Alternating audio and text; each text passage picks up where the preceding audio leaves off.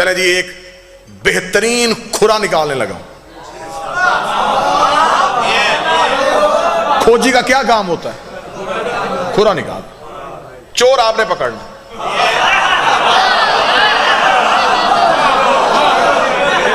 کھرا نکالو جی. لے جی میں یوں، ایک ہاتھ میں میرے قرآن کا ٹارچ ہے، ایک ہاتھ میں تاریخ کا ٹارچ ہے. میں ان دونوں کی روشنی میں کھرا دینے لگا ہوں. چور کے گھر پہنچنا اب آپ کی ذمہ داری. منافق ظاہر نہیں ہو رہے تھے. منافق خدا نشانیاں بتا رہا تھا اور بندے ایک دوسرے سے کہتے ہمارا نام تو نہیں ہے. کوئی بھی مان ہی نہیں رہا تھا کہ میں منافق ہوں. کوئی بھی نہیں مان رہا تھا. نبی زبان سے کہہ نہیں رہے تھے کیونکہ اللہ کہلوانا نہیں چاہتا تھا. اب خدا نے کہا کہ تھوڑا سا نا ظاہر کرو یہ کون ہے. ایک غزوہ ہے جسے کہتے ہیں غزوہ تبوک. بچے بیٹھے ہوئے ہیں ان کو سمجھانے کے لیے، جس جنگ میں نبی جاتے ہوں انہیں غزوہ کہتے ہیں. یہ واحد جنگ ہے اسلام کی جس میں سارے گئے ہیں اور رسول علی کو نہیں لے کے گئے. جب رسالت مآب نے کہا جنگ کے لیے جانا ہے، سب گئے، سب نے تلواریں اٹھائیں، جنگ کا سامان اٹھایا، فوراً گھوڑے چھوڑے نکالے، تیار ہو گئے. جب تیار ہو کے قافلہ جانے لگا، رسول نے کہا یا علی آپ نے نہیں جانا. بندوں نے کہا یا رسول اللہ جانا جنگ پہ ہی ہے.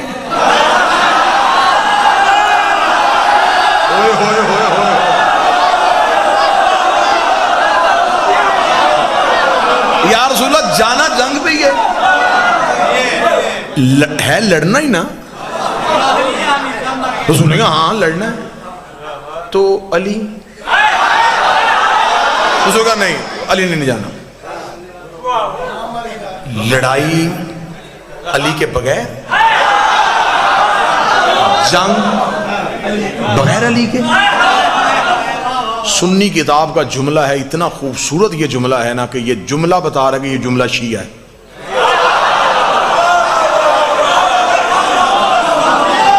دیکھیں ہم حقوق غصب کرنے والے لوگ نہیں ہیں. سنی کتاب کا جملہ مجھے شیعہ لگ رہا ہے کیونکہ جملہ بڑا بے باک سا جملہ ہے. سنی کتاب سے جملہ لے کے پڑھنے لگا، چوم کے پڑھنے کو دل کر رہا ہے، اتنا خوبصورت جملہ ہے. جب انہوں نے کہا یا رسول اللہ علی کو نہیں لے کے جانا، رسول نے فرمایا کیونکہ اللہ نے کہا کہ سب کو لے کے جا. اب سارے جا رہے ہیں، پیچھے مدینے میں مسلمانوں کی عورتیں اور بچے اکیلے ہیں، پیچھے بھی تو کسی شریف کو چھوڑ کے جانا.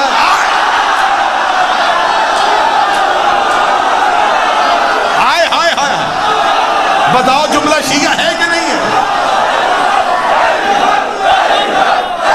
بسم اللہ.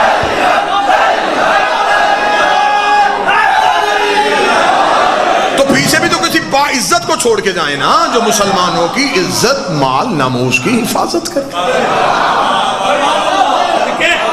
یا علی آپ رکیے، چلو بھائی. اب وہ سفر کتنا مشکل تھا میں لفظوں میں نہیں بتا سکتا.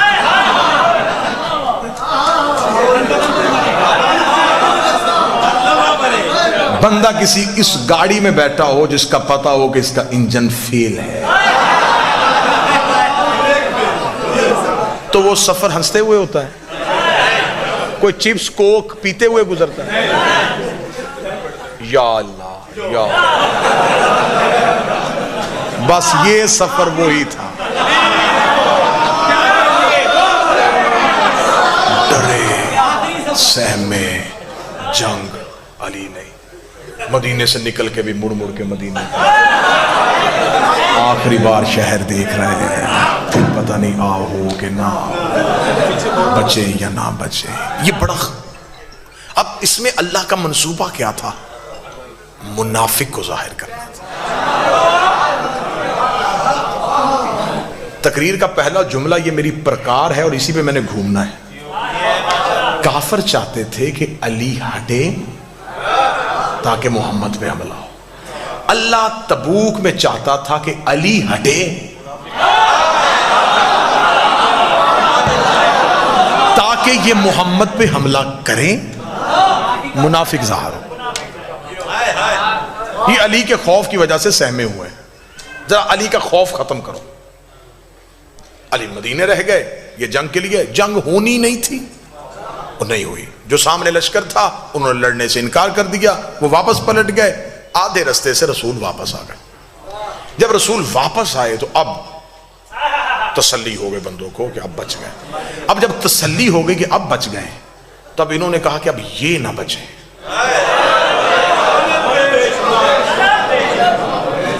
یار آپ سن کیا رہے ہیں؟ میں جگر نکال رہا ہوں یوں تاریخ کا۔ انہوں نے کہا اب ہم تو بچ گئے، اس سے اچھا موقع اور کوئی نہیں ملنا، علی ساتھ نہیں۔ اب جب تبوک سے واپس پلٹے تو ایک پہاڑی ہے جس سے گزرنا تھا، اس پہاڑی کو کہتے عقبہ، عین کاف بے یا، عقبہ۔ اس واقعے کو کتابوں میں واقعہ عقبہ کے نام سے یاد کیا گیا۔ حوالہ نوٹ کرنا چاہیں تو شواہد النبوت عبد الرحمن جامی کی کتاب ہے۔ سنی کتابوں کا اگر آپ چاہیں گے تو اس منبر تک تو میں ڈھیر لگا سکتا ہوں، اہل سنت کتابوں کا حوالہ اس واقعہ عقبہ کے بارے میں۔ جب وہ عقبہ کی پہاڑی تھی تو نوجوان جو بچے تھے، عقبہ اتنی تیز پہاڑی تھی کہ اس کی چڑھائی اور اترائی بڑی مشکل تھی، سیدھی چڑھائی تھی، سیدھی اترائی تھی۔ جب عقبہ پہاڑی کے قریب پہنچے تو تب تک شام ہو چکی تھی۔ جب شام ہو گئی تو منافقین نے مل کے مشورہ کیا، اس سے اچھا اور نادر موقع نصیب نہیں ہونا، علی نہیں ہے، رسول تنہا ہے۔ ایسے کرتے ہیں کہ جب رسول عقبہ کی پہاڑی کے بالکل اوپر جائیں تو رسالت مآب کی اونٹنی کو پہاڑی سے دھکا دے دیں۔ سنیے گا، جب ہم پہاڑی سے دھکا دے دیں گے تو قتل کسی کے سر پہ نہیں آئے گا، ہم کہیں گے یہ حادثہ ہوا، یہ محض ایک حادثہ تھا۔ اتنی خطرناک پہاڑی تھی، رسول کی اونٹنی کا پاؤں پھسل گیا۔ توجہ اب آپ نے پوری میری طرف کرنی ہے، اب کھورے کا ٹائم آیا تو آپ ادھر ادھر دیکھنا شروع ہو گئے۔ ہم کہیں گے حادثہ ہو گیا، یہ اب اس چکر میں تھے۔ جب بالکل پہاڑی کے قریب پہنچے نا جی، تو رسول نے کہا رکو بھائی، لشکر رک گیا۔ جی یا رسول اللہ، فرمایا ابھی جبریل آیا ہے، اس نے اللہ کا حکم دیا ہے، میں اکیلا اوپر سے جاؤں گا، تم سارے نیچے سے جاؤ۔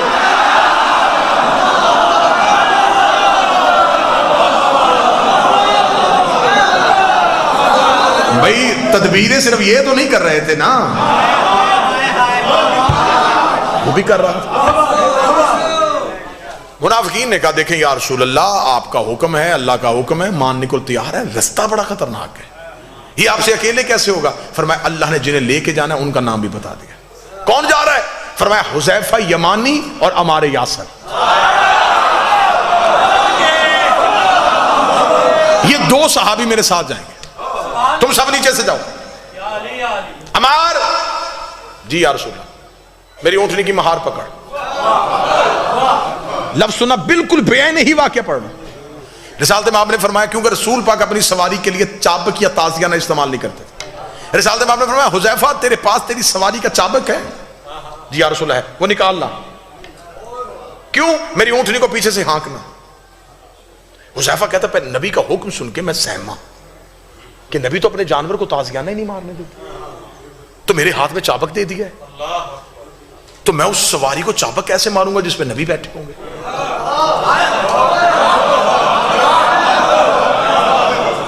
اسے کہتے ہیں صحابیت۔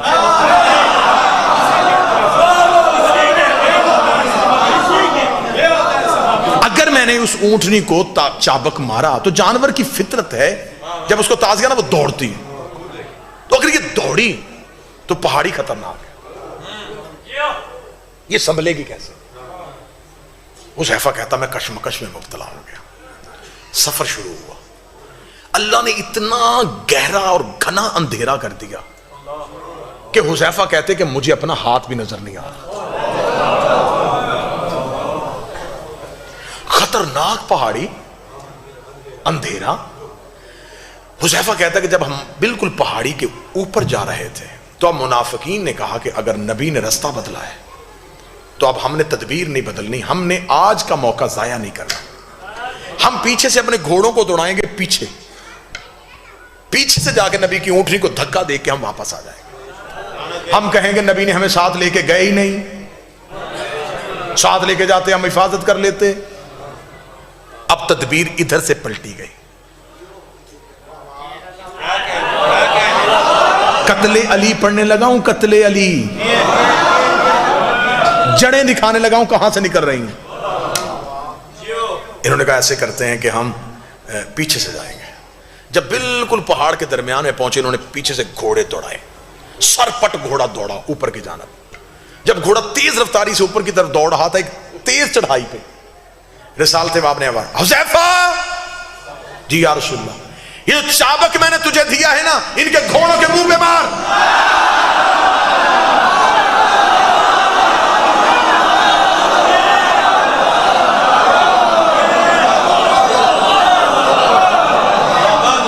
حذیفہ کہتا ہے کہ میرا سانس پھول گیا. حذیفہ کہتے ہیں، حذیفہ اس کی روایت کے وہ کہتے ہیں میں سمجھا کہ کوئی لوٹنے والے پیچھے آ رہے. حذیفہ جلدی سے دوڑے اور حذیفہ نے تیز رفتار آتے ہوئے گھوڑوں کے منہ پہ وہ چابک مارنا شروع کیا. اب بہتر سمجھتے ہیں بزرگ، بہتر اس کی گواہی دیں گے کہ جب گھوڑا تیز اوپر چڑھ رہا، اوپر سے اس کے منہ پہ مارا جائے، اسے ریزسٹ کیا جائے، تو وہ اسی تیز رفتاری سے پیچھے کو پلٹ. جب حذیفہ نے ان کے منہ پہ مارنا شروع کیا تو وہ گھوڑے پیچھے کی جانب دوڑے. رسالت ماب اترائی جا چکے تھے، ہمارے یاسر رسول کی اونٹنی کو لے کے نیچے پہنچ چکے تھے. پیچھے سے حذیفہ سانس پھولا ہوا، سر سے امامہ اترا ہوا، اٹ پٹ ہوئے ہوئے رسول کی طرف دوڑے، قدموں میں گرے، یا رسول اللہ، یا رسول اللہ، یا رسول اللہ. رسول کی آواز آئی، حذیفہ کون تھے؟ حذیفہ دیکھا تھا، یا رسول اللہ اندھیرا پڑا تھا، ان کے چہروں پہ نقاب تھا، ان بندوں کے چہروں پہ نقاب تھا، لیکن یا رسول اللہ بندے نہیں پہچانے، گھوڑے پہچان لیے.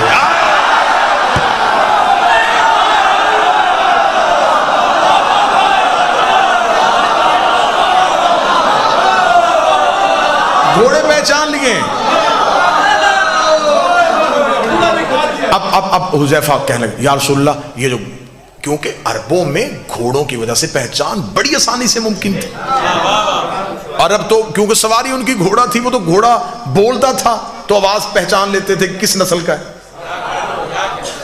اس کا میں نے بندے نہیں گھوڑے پہچان لیے، یہ فلاں فلاں کی سواری تھی. جب نام لگا رسول نے کہا خاموش. اب حکمت سننا، کھرا بالکل سر پہ پہنچ گیا ہے.